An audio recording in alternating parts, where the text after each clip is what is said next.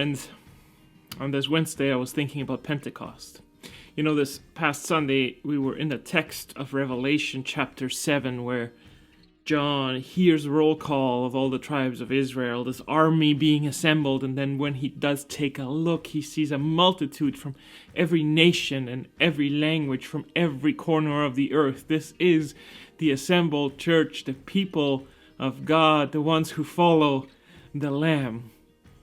And that Sunday, it was also Pentecost, and we didn't have a lot of time to talk about Pentecost, but this week I was thinking about that connection, how that story of chapter 7 in Revelation of a great multitude kind of mirrors the story of Pentecost, where the disciples are waiting for the Holy Spirit to come, and Acts chapter 2 tells us that there was a great multitude of people from every corner of the earth assembled in Jerusalem, and we get a list of all the countries that people are from. These are all God-fearing Jews, is what Acts chapter 2 tells us, who've come to Jerusalem for a festival. And in the midst of this festival, the Holy Spirit just explodes into the lives of the disciples, and everyone there hears the disciples preaching in their own language.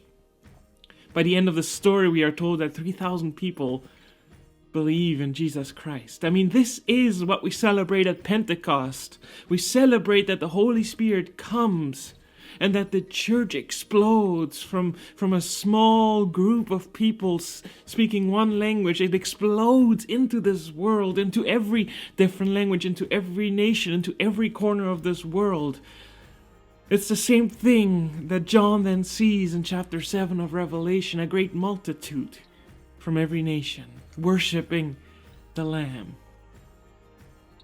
So friends, as we live into this Pentecost life, as we live into the life of the Spirit, we celebrate with God that the church isn't just confined to one area, to one place, to one language, to one space, but that the church is formed by the Spirit and that it explodes outwards towards every corner of this earth. So what I celebrate is that the church is formed by the Spirit. It's not formed by my own desires and my own wills and my own kind of sense of what the church should be. It is not formed by just a group of people who get along with each other. It is formed by the very character of God, the Spirit of God which lives in us and which drives us towards proclaiming the gospel, and which is not limited to just one group of people, to one group of friends, to one language, but seeks to explode into this whole world. So friends, I take great encouragement in that. So I pray that this week we experience God's Spirit.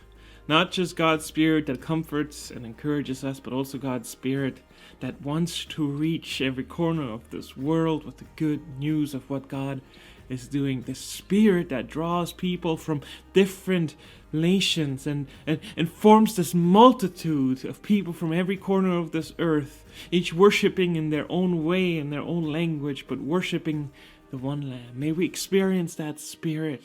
May we follow that Spirit. And may God form His church and keep pushing this church into new corners of this world. Amen.